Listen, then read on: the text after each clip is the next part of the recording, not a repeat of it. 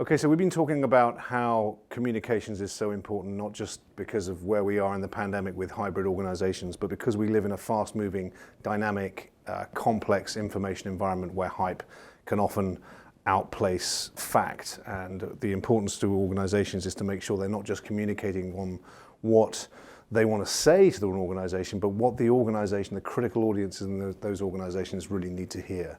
So how do you do that? How do you make sure that you create a maximum amount of impact with what you're saying to key audiences in your organization, and therefore have a more successful chance of your strategy being implemented because it's believed in, not just because it's heard? Well, at McChrystal Group, we work on a 5-stage process to what we call place communications at the heart of strategy. The reason we say that is because in the 20th century, we had organizations that used to craft really beautiful strategy and then hand that to a communications department and say, make that look good. Well, in the 21st century, the information environment that I just described, you cannot afford to do that.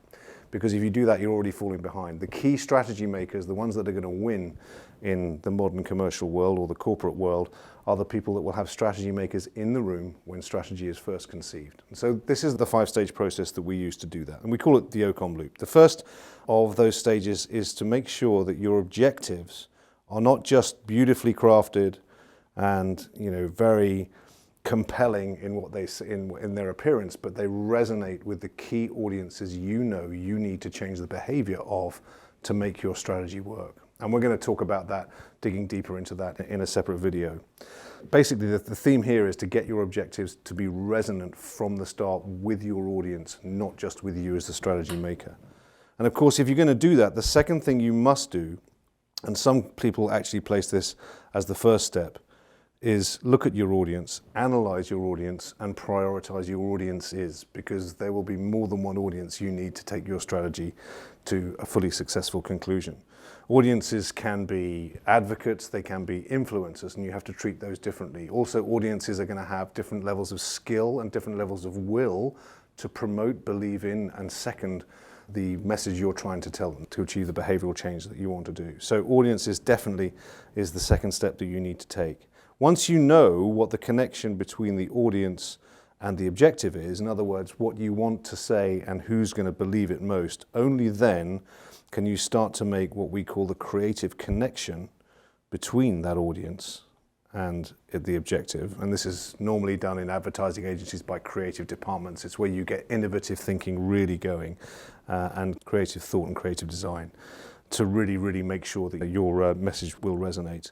And only after you've done that can you ever think about orchestrating the information campaign or the messaging or the town hall that you want to do to get your message across. And if you think about how many times we often rush to orchestration without considering what it is we want to say, who are the most considerable audiences to back that message, and what connection can we make between them, I think that's one of the biggest challenges that organizations face today. Those organizations are the ones that are struggling the most to get themselves back into work during the pandemic, to come back to the office, to persuade people to have vaccinations and all that kind of stuff as well. So once you've orchestrated that campaign, and the reason I say orchestration is because I like to think of people who do this as being the conductor of an orchestra. Now, the conductor of an orchestra doesn't just use the baton to keep people in time and make sure people are playing the right notes. He or she is there to optimize the level of impact that the music has on the audience. And that's why you must think of yourself as the conductor or the orchestrator of the information campaign to get your message to the key audiences at the right space and at the right time. And if you get that right, you're going to need some pretty compelling metrics to make sure that you measure the impact that you're trying to achieve way back here at the objective setting stage. So when you set the objective, you need to know what good looks like. You need to know what the behavioral change you're seeking is, and then you can definitely measure against that. And of course, this acts as a loop, because once you've measured the impact of your message, you can then go back and test your objectives and say, were they right? And it's worth going around this loop the whole time. The key thing in all of this approach that we have here at McChrystal Group is to make sure in the modern world that leaders are able to construct compelling content that is what their audiences need to hear to affect compelling strategy in the 21st century, rather than just what they want to say.